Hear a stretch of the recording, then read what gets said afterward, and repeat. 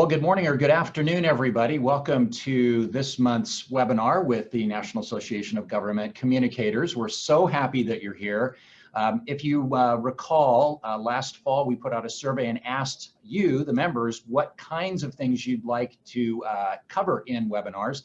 And this was one of the topics. And so we're super happy to have as our guest today, Casey Mack, and I'll tell you a little bit more about her in just a second. But first, if you are not a member of NAGC, I would highly encourage you to consider it. This is an organization that's dedicated to advocating, promoting, recognizing excellence, and sort of upping the game in government communications all over, whether that's federal, whether that's state, whether that's local. We have professional development opportunities like these webinars. We have the communications school each year. We have the awards program that we offer, the Blue Pencil and Gold Screen, which I'm the communications manager for the Oregon Department of Transportation, and we were super stoked to be able to win a Best of Show award from that a couple of years ago with a program that we started called Origo. That kind of recognition really helps you to sell your communication efforts with your agency, with the folks that you have to report to. So consider joining. This is a really top-notch organization, and I think it's really on a trajectory to be even more impacting and helping to improve the communications that we do as government communicators. So today we are going to have the topic of writing for the interwebs. And joining us is Casey Mank, and Casey is the co-founder of Bold Type, which is a women-owned consulting firm. They're based in DC. She has a master's degree from Georgetown. She's been writing, teaching writing, doing workshops, webinars, individualized coaching packages for professionals. She's worked for folks like Boeing and Viacom. You might have heard some of those, MasterCard maybe. Also the EPA, US Special Forces. She teaches writing at Georgetown University School of Continuing Studies and Medical Campus. And this was something I thought was really cool. She is an active member at the Center for Plain Language, which is something we all need to learn and love. I know this is something that with my communicators at our Oregon DOT, we struggle with all the time, even though it's the law in Oregon that you have to write in plain language. So today, Casey's going to talk about writing for the web and how that can really improve your communication with your customers. And Casey, thank you again for taking the time to do this, and I am going to send it over to you. So you're still muted. There you go. Awesome. Thank you so much, Tommy. I had to find the button to unmute myself. You bet. Glad to have you. Thank you so much for that intro. I'm really excited to be here with you all today for web writing and audience awareness. So as Tom said, my company is Bold Type. We're women-owned, based in Washington, D.C.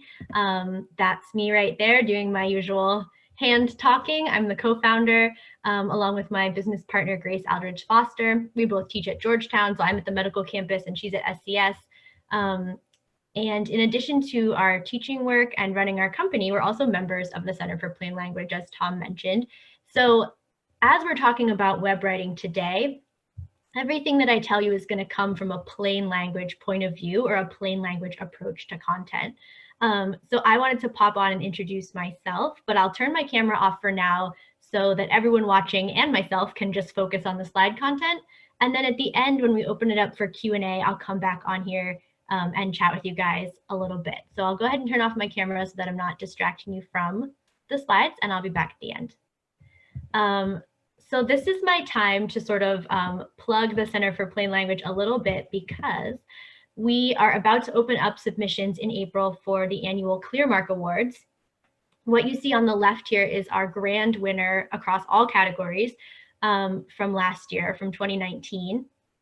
So I'm actually the lead judge for the Clearmarks this year, which means I'll be working with the other judges and assigning them to different teams. We have a ton of categories, everything from legal writing and brochures and printed correspondence to short form content for apps and emails, newsletters.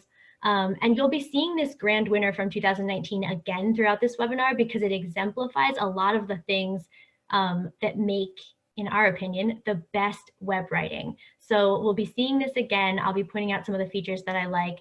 It may surprise you that we're talking about web writing today, but you can probably already start to notice that the winner, it's about half writing and half things that are not writing.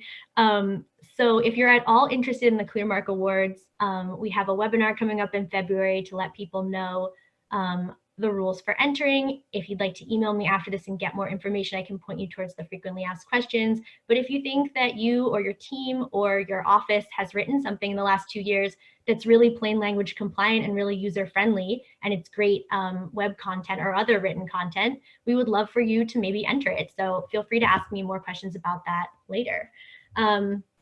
So to get us started talking about web writing today, and you might hear me say web writing, you might hear me say document, or you might hear me say content, but all of those 3 words, I mean the same thing. It's anything that people are reading on screens. So I tend to use those words interchangeably. So document, content, web writing. To get us started, I want you to think of a time when some piece of your own content did not work. So it didn't do its job. So maybe you thought that a bunch of people were going to fill out the form and nobody did. Or you thought you were going to send this one email and this entire team of people was going to spring into action and do a bunch of action steps, and that's not what happened. You thought everyone was going to fill out their vendor registration on time and nobody did. So whatever web content we're talking about, social post, email, web page content, think of something that you wrote that just didn't work the way you thought it was going to. These are my favorite moments to use with coaching clients that I work with, because once they come to me and say, you know, I sent this thing and I thought it was great. Here's what I thought was going to happen, and that didn't happen. That's when we can start to go back and do a little postmortem and look at the document, whatever it is, and think about what features in there made it not work. So think about that. Think about why things don't work. Sometimes it's our content, but sometimes it's also our audience. So before we get into the different things we can do with our documents to make them super effective web writing, I want to take a step back and put some scary statistics into your head about how busy and distracted your readers of your web content really are. And this is probably not surprising to you, but we have to keep it top of mind when we talk about web writing. So we know that people are consuming an average of 34 gigabytes of info every day. So for me, 34 gigabytes doesn't really mean much. I can't visualize a gigabyte. I don't know what it looks like. It doesn't mean a whole lot to me. It sounds like a big number. But when they translated that into words, it equaled about 100,000 words of information per day. So that's the average length of a novel. And you can do a gut check and see if this feels true for yourself, just from the time you woke up this morning until the time you got here to your webinar Wednesday. Think about all the little tiny decisions you made about whether to tune content out and ignore it, or actually read it, pay attention to it, listen to it, and engage with it. So notification on your phone first thing in the morning, ignore or look at it.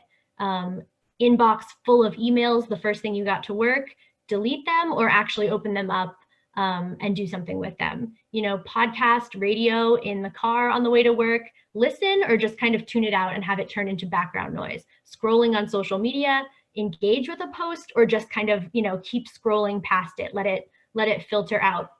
So people have all this info coming at them from different sources all day long, and they've gotten really good at making unconscious split-second decisions about what they should actually pay attention to and what they should let just kind of become part of this info overload background noise that surrounds us at all times. So if this is true for us, we know that it's also true for our audiences. Sometimes I make people guess what the average adult attention span is, and I get guesses ranging from hours to minutes to seconds. But because there's so many things I want to share with you today, I'll just tell you. This was sort of the widely cited figure that came out in a Microsoft study a few years back, I think 2016.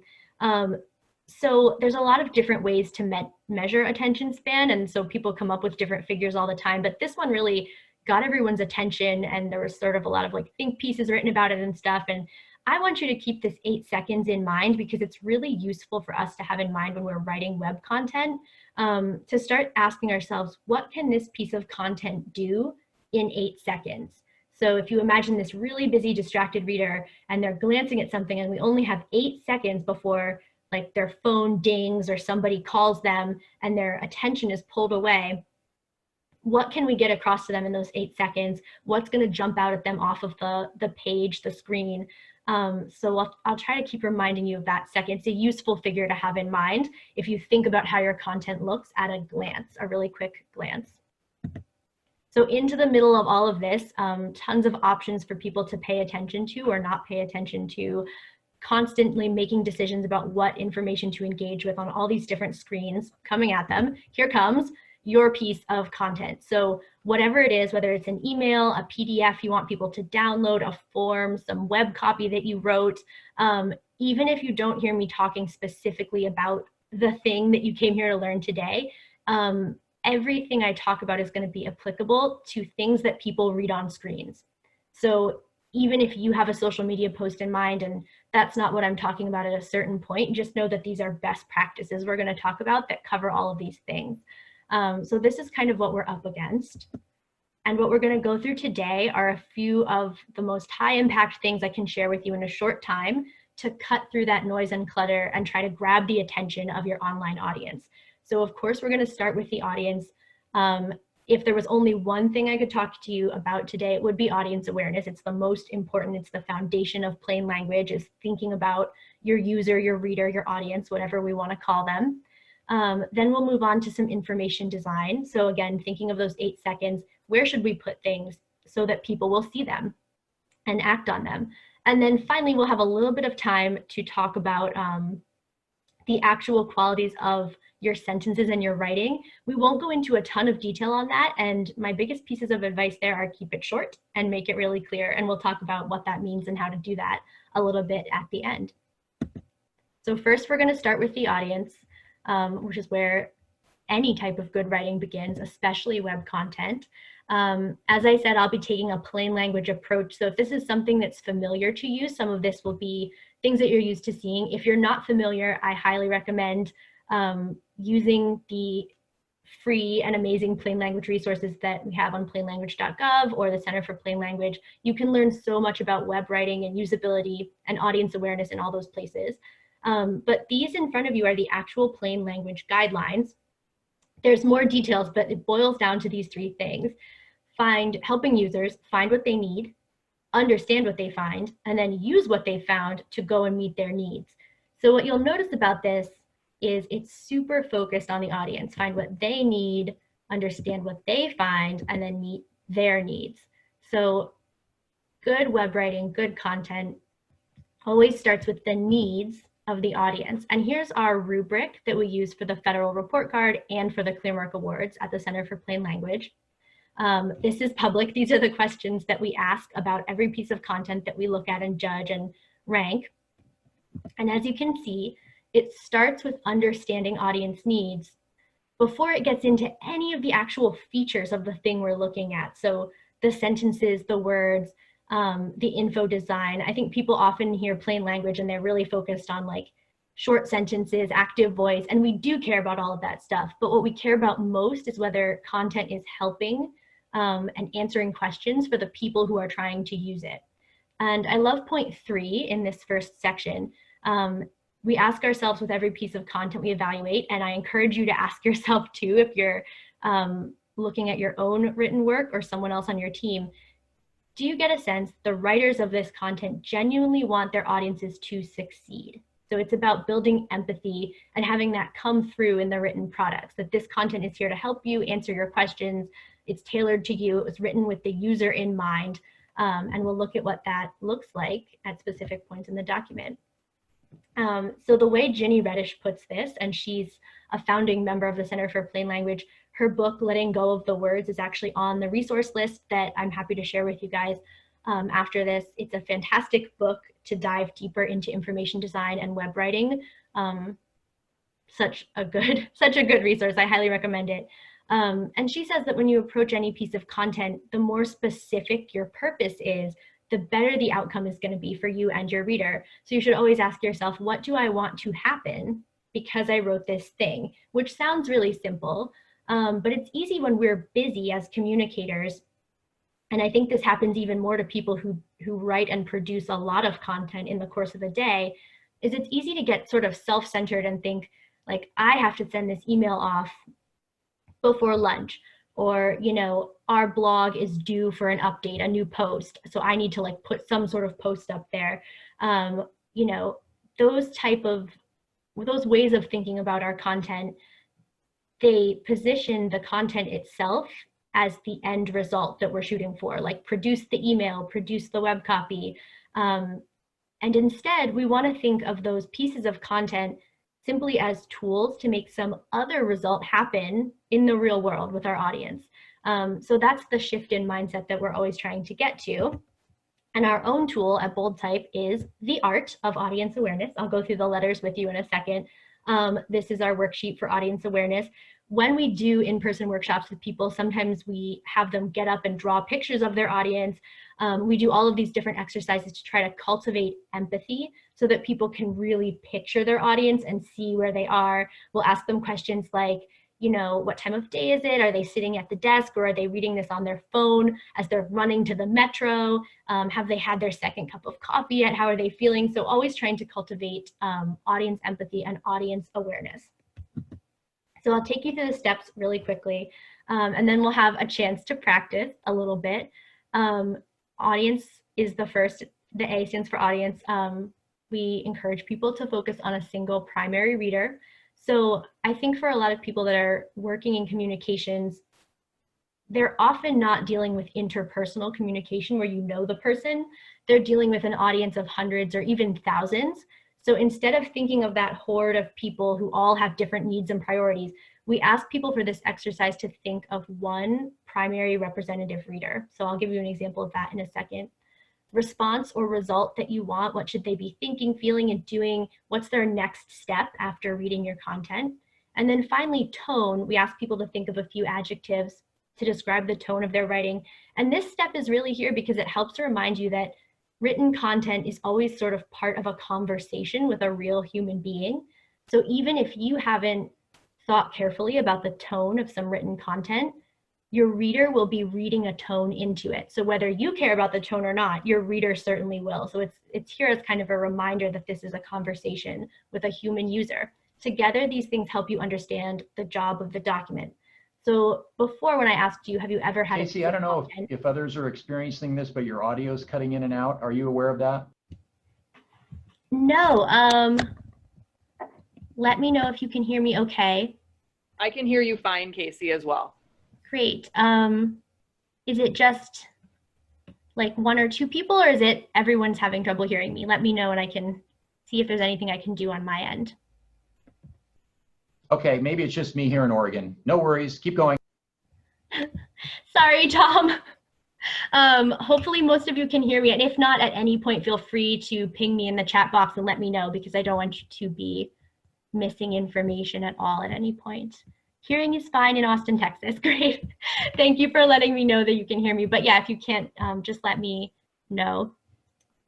Okay, so continuing with the art, and I'll show you an example in a second. Together, these three things that we define in our worksheet help us understand the job of the document or the content that we're working on. So when I asked you before, have you ever felt like a piece of content did not do its job? You'd be surprised how often people don't actually know what job they want a piece of content to do. So it sounds really simple and obvious, but if you're not sure what you want to happen because you put this thing together and put it out there on the internet, that will be very clear to your reader too. It will come through in the document. And if they don't know what to do next, as we saw, they only have a couple seconds of attention, they're going to bounce out of there and not engage with that content. So knowing the job, knowing what you want to happen is extremely important. And I love, again, the federal plain language report card. I love this as an example of some really urgent user scenarios and needs. So if you're familiar with personas, if you have personas for your audience or for a particular campaign that you're working on, this idea of the audience response and tone is very similar to creating a user persona and then walking them through your content. So if you've done that before, this will be a familiar concept to you. Some of the ones I've judged in the past for the report card for federal agencies included getting rid of bed bugs. I think that was an EPA most visited page. It's kind of gross example, but it's really useful because that reader does not have time for information they don't understand, for jargon, for a lot of scientific info about bed bugs. They just have an urgent problem to solve and they need to find those action steps. So in that case, I would take that 8 seconds of attention and shrink it down less, even less, because they're really pressed for a solution, and that's what they came here for. We had things like people checking the status of a visa or a green card. We had things like people checking to see whether their car had been recalled, a particular model. And then we had some more fun things like people checking the rules for different parks. So that's the one that I kind of went with because it's lighthearted. So on this one page that I analyzed for their federal report card a few years ago, the most visited page was all about things to know if you're visiting national parks. And one of the things on the page was about whether people can bring their dog to certain areas. So that's what we're going to run through here just to practice the AR and T really quickly. So in this case, we're visualizing our audience. Here she is. I decided to call her Jade, and her dog is here too. This way we all get to look at a pug while we do this exercise. So we're visualizing one representative person who has this question, even if we don't actually know exactly who will be using the web content that we're talking about. So what does she already know? What does she care about? What is she trying to do via this content? She's planning a trip and she wants to know if her dog can go camping with her. So if you are able to type in the chat box, think of any piece of content, email, social post, web copy, anything you're working on that's going onto a screen, something you're working on today or will be doing in the future, and go ahead and tell me the name of your audience. So it doesn't have to be a real person. You can make up a name, give a pseudonym, give a representative name to your audience member, but type in the chat and tell me who you're going to be communicating with in this piece of content that you're writing. When I do this exercise with corporate clients, they often make up a pseudonym for like a client or a boss that they're working with, and then everyone in the room kind of giggles because they all know who they're talking about, and I'm like on the outside of the inside joke. They're all kind of referring to the same person. So we have a Fred, great.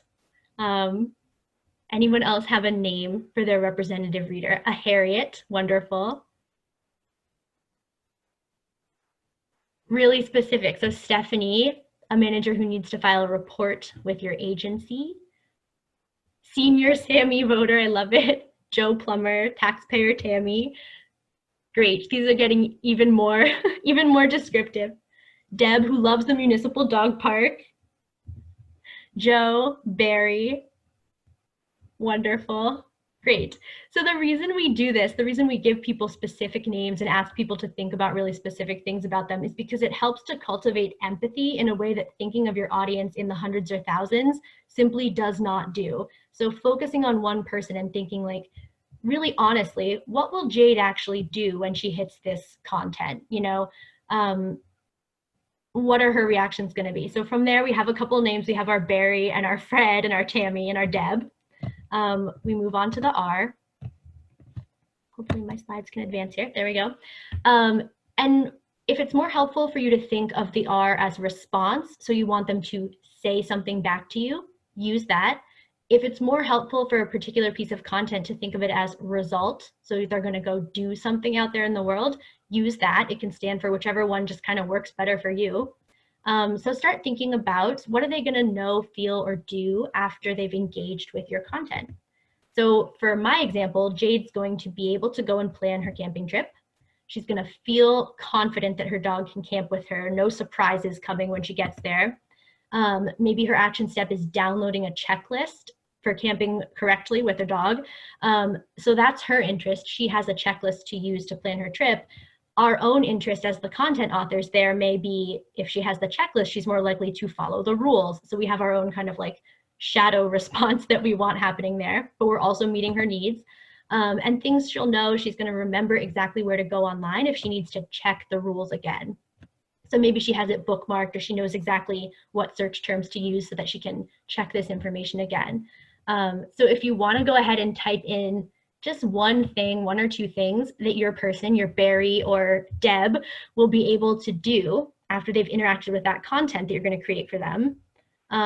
How are they going to feel? What are they going to do? Start picking out some target things. Again, defining the job.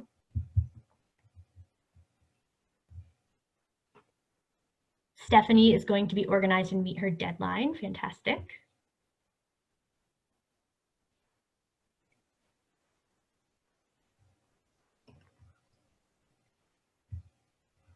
So we have one user who's going to know the value of his retirement benefit and feel inspired to find out more. Wonderful. I love like inspired as a feeling great. And he's going to sign up for an informational seminar. So specific. I love that. Someone's going to understand what foreign nationals can and cannot do in connection with US elections. Timely and useful for them to know. Barry's going to be able to complete his registration renewal. Wonderful. So we have really specific things, feelings and actions in mind for our audience. That's the only way we can begin to ask ourselves whether our content is going to bring the user to those outcomes. We have to actually know what the exact outcomes are. And then finally, the tone. This can be a quick step. Here's a couple that I would do for Jade and her dog in this example. I want to be helpful. So this information is here to help her. I want to be authoritative so she doesn't get any sense of doubt about what she should and shouldn't be doing with camping with the dog. This is going to be the official recommendation, so authoritative and official, but at the same time, I want it to be really friendly. This isn't a super, super serious topic, so it's official, but also friendly. I find that when you're picking adjectives to describe your tone or you're thinking through your tone, if there's actually a couple things that seem to be in tension with each other, so official but friendly, I want to be stern but helpful. If some things are kind of in tension, that's actually where you're getting to a really specific tone that sounds like a human speaking to another human, which we know creates the most engaging web content. So I'm going to be direct and simple here. And maybe the direct and simple part actually came from a critique that I got in the past, that this was too legalistic before. Like people reading about whether they can camp with their dog felt like they were reading a legal brief on the rules of the park. So maybe I'm trying to keep it really direct and simple in the future, and I add that into my tone. Obviously, I did more than 3 because I think sometimes people have trouble getting beyond really boring ones and really simple ones, but use your adjectives. So go ahead and tell me one more time in the chat box, what are some adjectives to describe the tone you're going to take? And I think people often will tell me like, it's going to be informative and concise, but all the things you write can't only be informative and concise, right? Because then every piece of content would sound the same, and we know that it doesn't. So really use some good adjectives that you have. We have an informative, but we want to go deeper. Complete. I love that one, actually. I love complete. Like they wouldn't need to search anywhere else once they've read it. Clear, authoritative, and complete. Sensitive and relatable. Great. Direct, authoritative, also friendly. Good. Understanding, approachable, helpful, educational.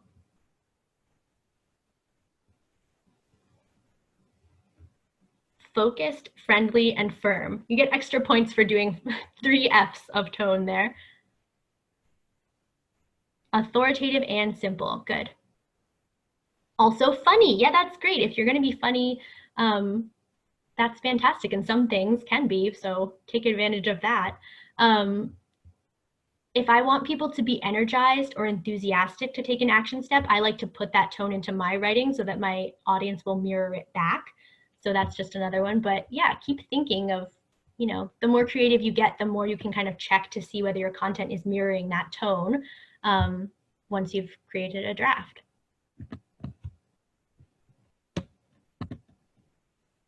So another thing I want to point out about this tool is that it also helps to define everybody else's job around the document or the content.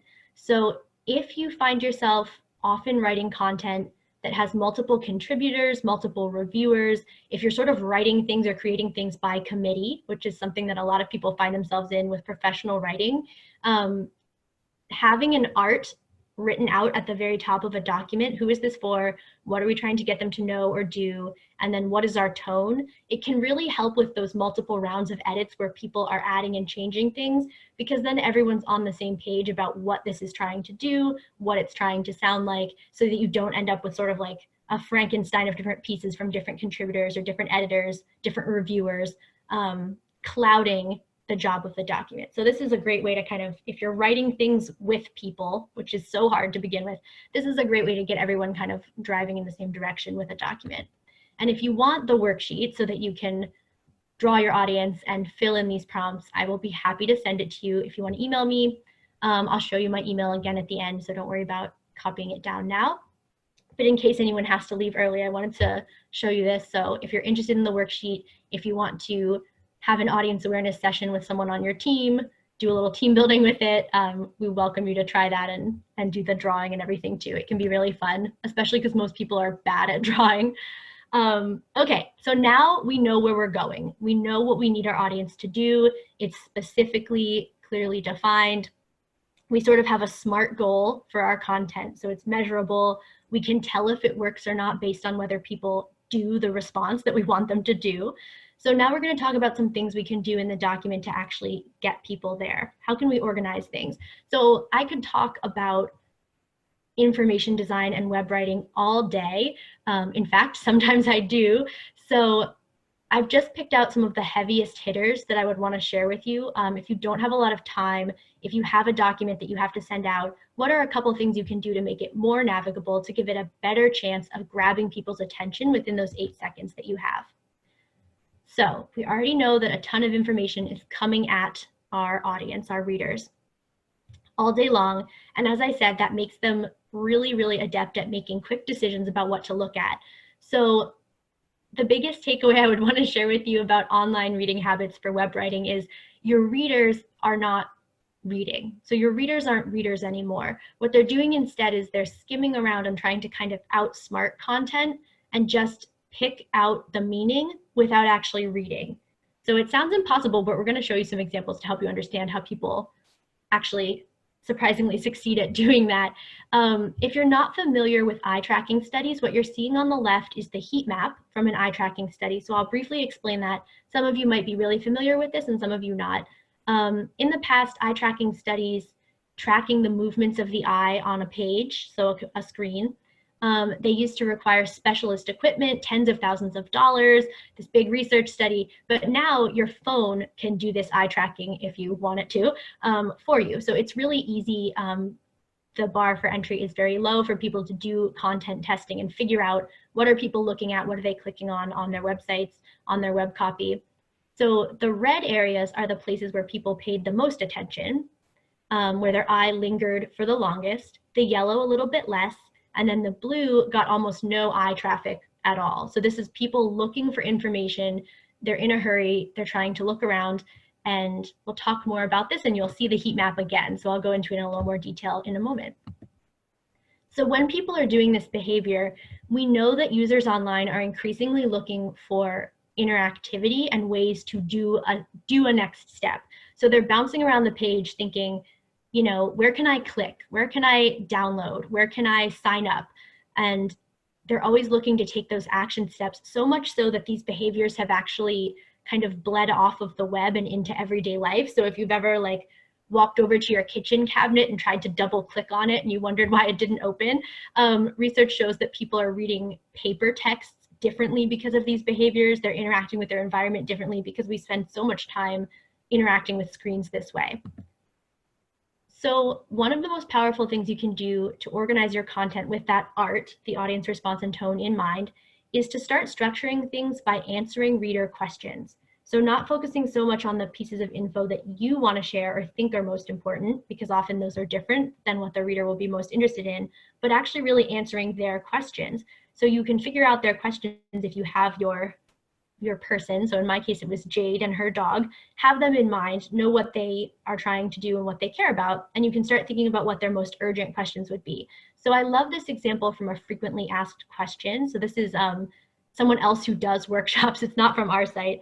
And I love this frequently asked question. So they have typical frequently asked questions like, what's the dress code? Can I get a refund if I pay for this? But then they have this one that I just love. Do you have advice on what to tell my boss to basically get their boss to pay for them to do this professional development workshop? So not only do they answer but they give the resource, they give a next step. Here's a draft of the letter that you can use. So not only is my question answered, a very specific question, how can I get my boss to pay for this? But the answer contains a link so that I can go take the next action step of like giving this letter to my boss and saying, please pay for this workshop. So everybody's happy. The reader gets the info and the action step that they need. And the author, in this case, gets one step closer to having a paying client because they're helping them convince their boss. So I love this. It's so specific and they've really thought through the needs of their audience. So here's the heat map again. A couple things I'll call out about it. And again, this may be super familiar or not, so I'll go quickly. If you look at the red part, it kind of makes an F shape. So if you sort of squint and look at it, it looks like a letter F. So this is a really typical skimming pattern when people see a wall of text and they don't want to read it, but they just want to kind of grab, skim, and scan for some key info. So you can see people looked along the top and then they spent more time along the left side of the document. So we all think as readers that we're really good at guessing what comes next. So we might read 4 or 5 words of a line and we think, I know what comes next in this sentence, or I know what the rest of this paragraph will say. Now, maybe we do and maybe we don't, but people usually will just read that much and then decide if they want to kind of move on down the page. So that's what creates that left-leaning skimming pattern, is people checking to see like, what's in here? What's in this paragraph? We know that on most web pages, task-oriented readers, so this is not people who are reading an interesting think piece in the Atlantic and they've like settled in with their cup of tea. They're reading in a very different way. But when people are task-oriented and they're trying to extract key info, they really only read about 20% of the text that you have in a given web document of any kind. So this is the reason we have memes. So people look at 20 words and they think, I can do that. I have time for 20 words today. But if you get over about 200 words, which as you probably know is not that much, people quickly begin to skip large percentages of the text on the page, and they don't like to scroll. So to go deeper into this concept, if you're familiar with user experience design or UX, one of the most important concepts there is interaction cost.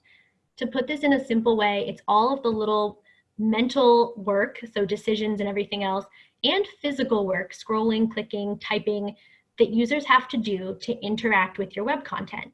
So interaction cost in simpler words is your reader saying to you, please don't make me think, don't make me do things. And interestingly, when our readers and our audience look at a piece of web content, the first 4 things they do in order to make it feel easier for themselves are, they don't want to read, they don't want to scroll, they don't want to look around, and they don't want to have to understand the information that's presented to them. So if this sounds impossible, how can they read our text without understanding it, reading it, looking through it, or scrolling? It truly is the goal of readers to kind of absorb the meaning without having to do any of these activities. So they're pretty lazy. So knowing that they avoid these behaviors whenever they can, how can we actually design a written document that can grab their attention? So to illustrate how this can play out, I'll give you an example that we've probably all been through as the audience who wants to skip things and get on with their life. So in this case, I will be the target audience. If you've ever looked for a job or applied for one in your whole career, you can probably relate to this experience. So you're going to apply for a job. You have 20 tabs open in your browser. You're on Facebook, you're on LinkedIn, you're on Indeed, you're on Glassdoor, you're on Monster. In that couple seconds of load time, as you're waiting to see the next job description, you're probably switching tabs because you can't wait a whole second for the page to load, so you go read another one. So at this point, you're just skimming to decide, is this role worth applying for, or is it actually for someone with 10 years more experience than me and I should just move on and look at the rest of my search results? So you're skimming and skipping, and you see, here's the role description. And when you see that first phrase, do you want to make an impact, passionate about groundbreaking something or other? This whole part, you begin to see those signal words like, do you want to make an impact? And what readers mostly do is we just skip this, like, nope, this is not the information I came here for. I didn't come here to read a narrative about all of this. And they're looking for really specific keywords like the position name And then what would I be doing? I'd be growing territories and I'd be selling software. Got it. It's a yes for me or it's a no, and I'm leaving. So these are the parts of text that people routinely skip. And one of my favorite pieces of writing advice that I've ever read is leave out all the parts that you know readers will skip, which sounds really obvious, but it's surprising how often we forget to do that, to remove or get things out of the way if they're not helping the user get to the information they're really interested in. So one of the key takeaways that I want you to get from familiarizing yourself with this heat map a little bit and understanding how people read, which again, you might already know a lot about or a little, would be this right here. So the acronym BLUF, if you don't know it, stands for bottom line up front.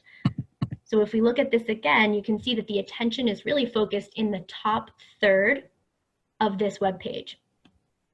So the importance of keeping crucial information, or what we might think of as the pieces of the content that are going to make your audience think, feel, and do what you've said you want them to think, feel, and do, keeping those things above the fold, if we talk about an old-fashioned newspaper, but keeping them near the top. So quick visual example of how this would play out. You don't need to read this, the words are not important. Just take a high-level look at it. So you can see our call to action here is really visible. It's this button where someone can go to the event page and register. So this looks pretty short, nice color coordinated button that matches the cupcakes. So when it gets to the inbox though, here's what happens.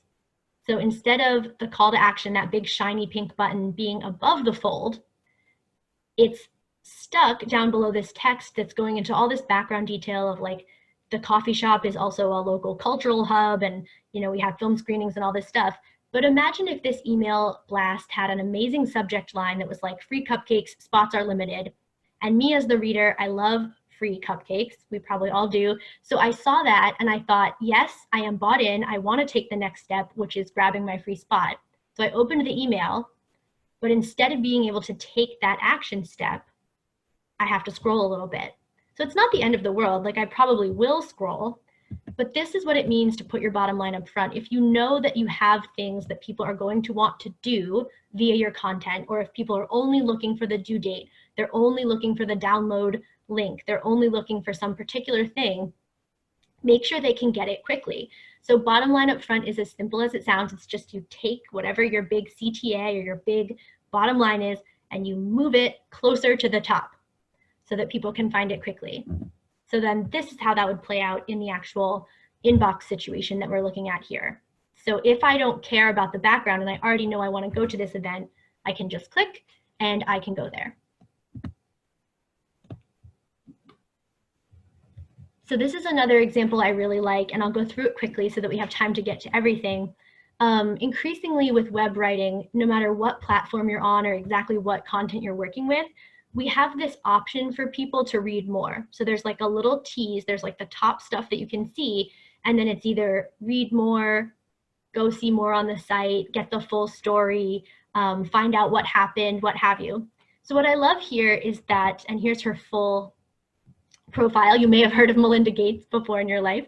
In her top short paragraph that again shows above the fold, she focuses on really concrete things. So if I've been living under a rock and I've never heard of the Gates Foundation, I can find out that they are against disease and poverty and they're pro-education right here above the fold. So really concrete things. As a reader, my question might be, what is the Gates Foundation? I find out here. Then in the bigger paragraph that's hidden, that's optional for readers, she goes into stuff that's a little less concrete. So break down barriers, learn about the rapidly changing world. These aren't things that tell me exactly what is the Gates Foundation. So if those softer, less concrete things were in the first paragraph, it's a missed opportunity for me to understand exactly what the Gates Foundation does. So if it said the Gates Foundation is interested in understanding the changing world, I'm like, that doesn't really give me as a reader a very clear picture of what this is about. So thinking about the things that will appear above the fold. Bottom line up front is one of my favorite tools. It's pretty much always my clients' favorite tools. People love to talk about, like, is it doing the bluff? Is the bluff happening? Can you see it? And how we can do that better. So that's probably my favorite one that I would share with you. But a couple other things that we can call out really quickly that will make a big difference in any document. This is a real before and after from the Center of Plain Language's website. So a number of the things that are happening here to increase what we call scannability, which is just how easily readers can do their skipping and skimming and non-reading of words. We have answering reader questions, labeling things with subheadings. I love subheadings. For me, a document can never have too many.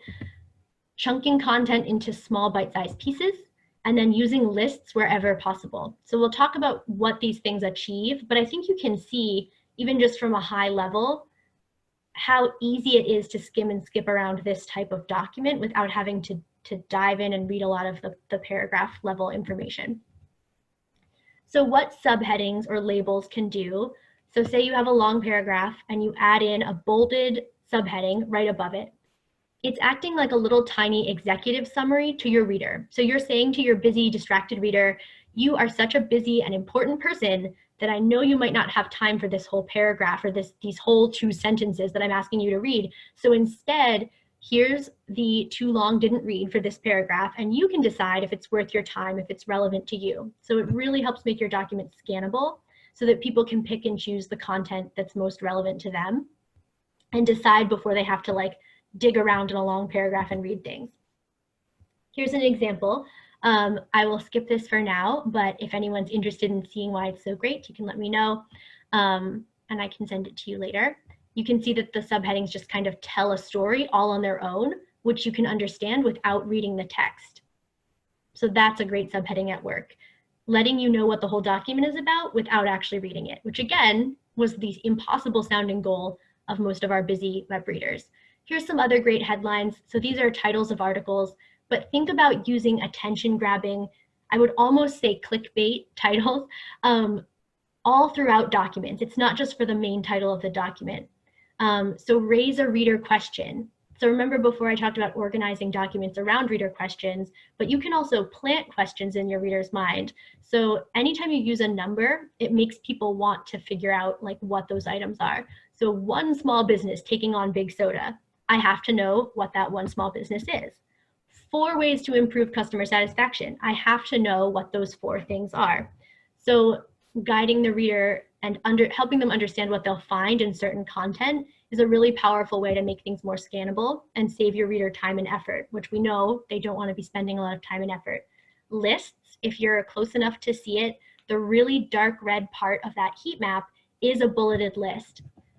They grab attention, they eliminate the need for a full paragraph, and in some cases a full sentence. They foreground action. Here's a snippet of the before and after document that I showed you a moment ago, where a paragraph, which is a lot of work for a reader, has turned into a list. And if you look at the bottom one, you can see it happening. Reader question, what if I have no employees? Then what? So I see the label in bold, if you have no employees. And then I probably am skipping the paragraph, if you pay no wages in a quarter, your account has not been closed. I'm probably skipping that and going straight from if you have no employees to action verbs. So what can I, as the reader, do? I can submit something, mail something, or I can call a number. And then the pin, as well as the link for submitting electronically, are right there. So I can take the next step. And at this point, I still haven't really read a full sentence, but I already know what I can do and what I need to do next. Chunking content into bite-sized pieces is about making things look easy from a distance. So this is as simple as you have a long paragraph, you make it into a series of shorter paragraphs where nothing is longer than 3 or maybe 4 lines of text. If you look at this heat map, you can see in the bottom right that attention really drops off in those long paragraphs. People are not routinely going to the bottom right or the end of a long paragraph. So even if you haven't shortened the sentences or changed your content in a substantive way, you've made it look easier to your reader, which makes them more likely to engage. This is a real email that I got from a plain language expert, and I've started writing a lot more of my own emails this way because it allows people to dip in and out of the message and for individual words and concepts to really catch their eye. So there's no big chunky paragraphs making them think I have to go dig around in there for something. It also helps you notice if you have each individual idea or topic on its own line and you suddenly have like 15 lines in your email, it can really check you and help you realize that something is getting too long. So think about trying content chunking. Surrounding anything alone in white space, empty space on the page, makes people pay attention to it more and gives them a better chance of noticing it when they're doing their skimming and skipping behaviors. Okay, so that's my favorite information design bits and pieces really quickly, and I'm happy to answer questions about these at the end. And I promised I would give you my quick recommendations for sentence level things you can do for effective web writing. So I'll do that right now. Keep it short and make sure that it's extremely clear. So hopefully you're already convinced why it's important to keep it short. Here's the cupcake example again that I showed you for Bluff, bottom line up front. On the left, you have it on a computer screen, which we already saw. On the right, you have it on a smartphone screen, which we know is where people are increasingly engaging with all of our web content, no matter what it is, more and more, especially in younger generations. People are only seeing it on a phone. They're never seeing the full-size version at all. So if you ever write something and you think it's super short, one great way to be really humbled and get a new perspective on your content is to go and open your draft on a cell phone. I myself have written many things that I thought were being really concise, and then I opened it on my phone and suddenly it's a whole different picture. There's all this scrolling, paragraphs are starting to look long. So give this a try if you're, this is a really cheap, free way to user test your own content. Open it on a small screen and see how it's looking at that point. So that's keep it short. Keeping it clear, you're probably familiar with grade level. And the really well-known recommendation that for general audiences, we want to be writing at an 8th grade to 10th grade, but usually 8th grade reading level. So this first sentence here is at a grade 16 reading level on the Flesch-Kincaid scale. And grade 16 in the US system would mean, congratulations, you just graduated from college and you can read this sentence. So here's the plain language rewrite, 8th grade reading level. It's about an 8.7. So what I want to pinpoint today, you're probably really familiar with this goal of writing at a slightly lower reading level, writing really clear, really active voice, all of these things. But one thing that can sneak in, especially for professionals in any, really in any different industry, we all have our own different jargons and things, and DC is kind of the place where they all meet together and you have industry jargon, nonprofit jargon and government jargon all coming together to create this like super jargon. But what can happen when we're putting all of this strain on readers is that we don't realize we're doing it because these words sound really normal to us. So when I ask people to write clearly and say things in everyday words, they usually agree with me. They want to do that. So here's another example. I picked out some of the jargony words here: initiative, leveraging, impactful. This is not how you would say this to your grandmother or to an 8th grader. So changing it into everyday words means making it simpler, using everyday vocabulary. But the problem happens when we start to forget what everyday words really are because we're working with specific terminology so often. So my favorite anecdote that illustrates this really well was I was teaching this exact concept and we were doing a worksheet with a big group of instructional designers. And I was having them translate jargony, complex sentences into everyday words. And one person rewrote a sentence and he left the word supplementary in there. And I said, well, why didn't you change that to something easier, something everyday? And he genuinely was really surprised because he's an instructional designer. And he looked at me and said, supplementary is not an everyday word? Because for him in his professional role, supplementary was something he was using all the time. Supplementary exercises, supplementary file, and it had become normal to him. But I had to laugh because imagine if you were, heading out to the movies and you said, oh, make sure you bring your supplementary sweater. It's going to be really cold tonight. Or we're going on a long trip. Do you have a supplementary snack to bring in the car? These are not words that we actually use every day. So getting out of your own professional bubble, or if you're a subject matter expert or a content expert, and making sure that it's not everyday words for you, but actually for your reader. So think back to your AR&T. Does Jade or Barry or Deb know the word you're using, or is it just you and your team that actually know and use that word? We didn't talk about SEO, but I'm happy to answer questions about it.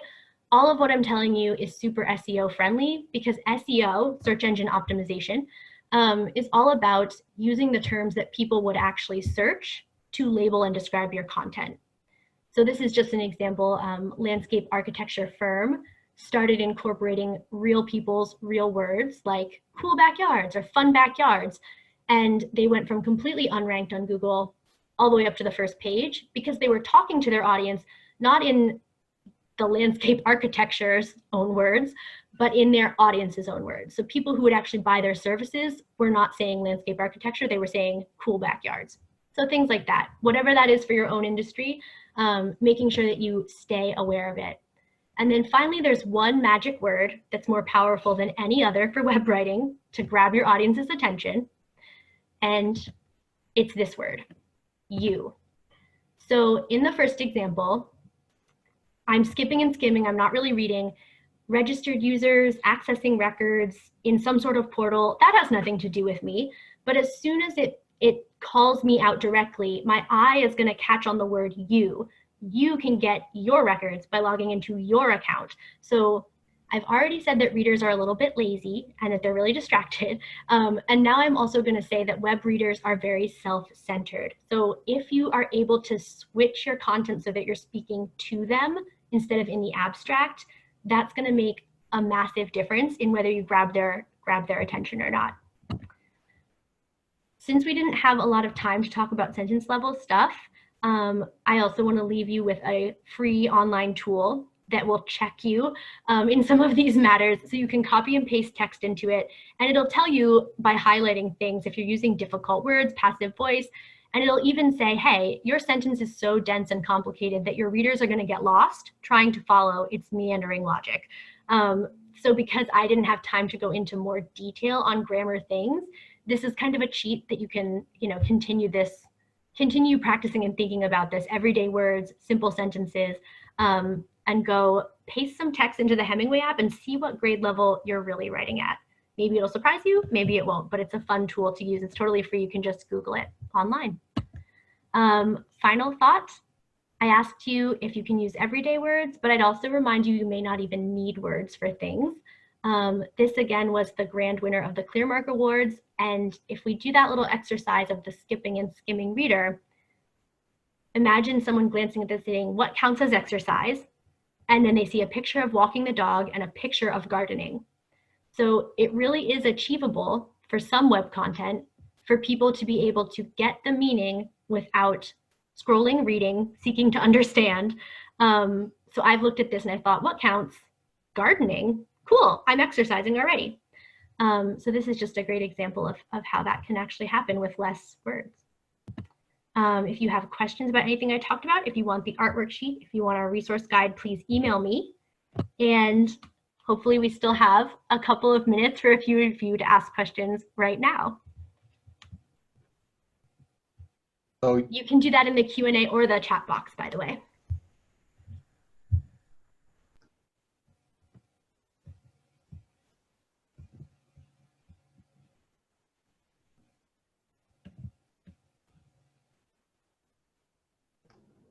Well, Casey, you must have done an exceptional job because you have answered every single person's question.